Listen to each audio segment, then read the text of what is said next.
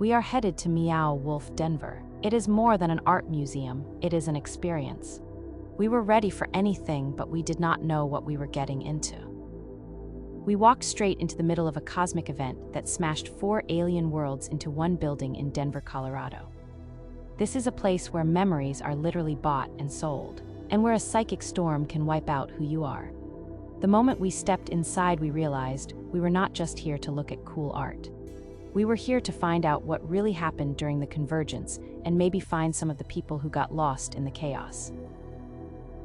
This is Convergence Station.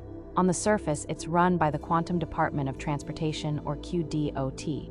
They pitched it as the first ever transit station to other universes. But the second you are inside, you can just feel there is a much bigger story here. The whole place is practically humming with secrets. The official story is that a cosmic event slammed 4 different worlds together right on this spot.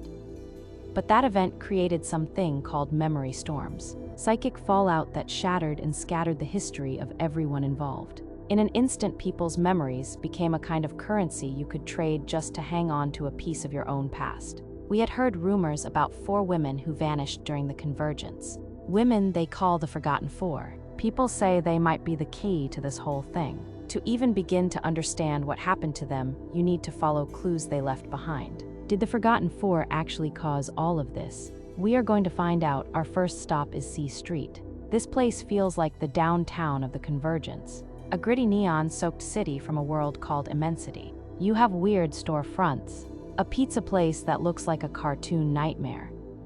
And then there's all these sketchy alleyways. It feels familiar but alien all at the same time. And all over the walls we are seeing posters of the Forgotten Four, so we know we are in the right place. We spent a ton of time just exploring every corner of C Street. From a city bus that has been fused into this alien world to a strange art gallery.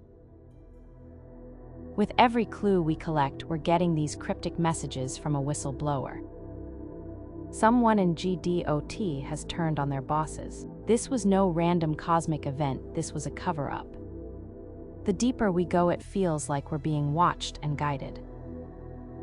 Welcome to Emia, a world that was facing a 1,000-year ice age before it crashed here. In the center of it all is this incredible glowing cathedral. It is peaceful, beautiful, and yet so strange. We're learning that the lore here is about a high priestess who tried to open up the sky to save her people right when the convergence happened. It's here in Emia that you really start to feel the scale of this mystery.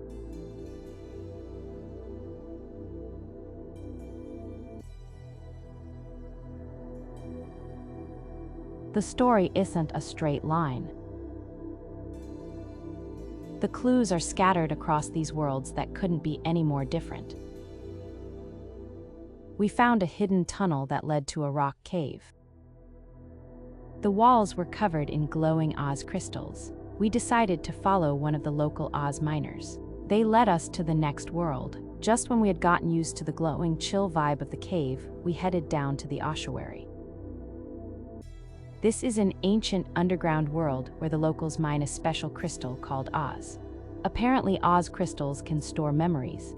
So when memories became valuable after the convergence, this world's economy prospered. This place feels like a giant library of secrets. The investigation totally shifts here. We found files on how the memory trading market was formed. We also learned more about the shady side of the QDOT and its leader.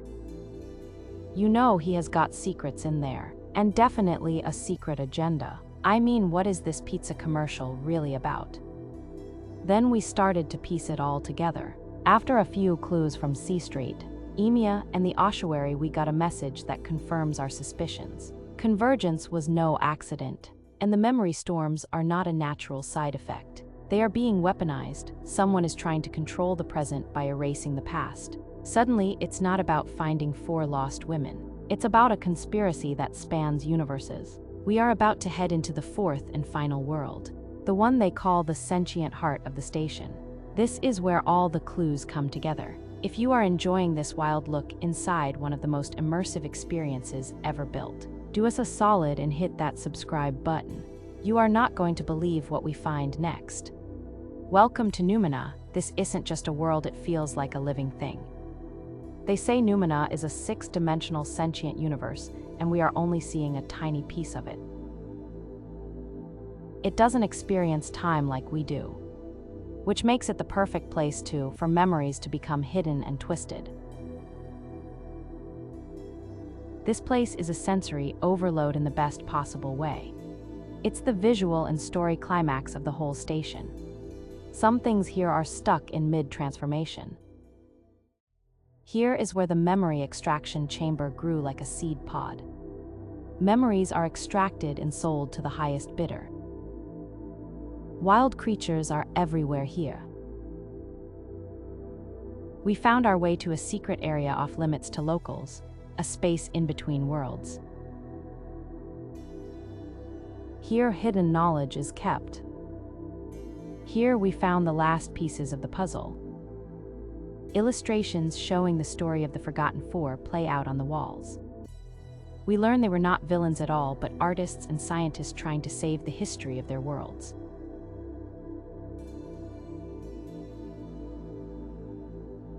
The convergence hit, and the memories were merged and forgotten. But we found them, and now they will not be forgotten. It's time to return to our own world now. We found our way out through a secret tunnel back to our world. We were here for hours, and it feels like we barely scratched the surface. We hope you have an idea of how fun Convergence Station is. It's fully immersive. There is a restaurant and a bar. If you are ever in Denver, give it a try. Thanks for traveling with us. If you liked this video, you know what to do.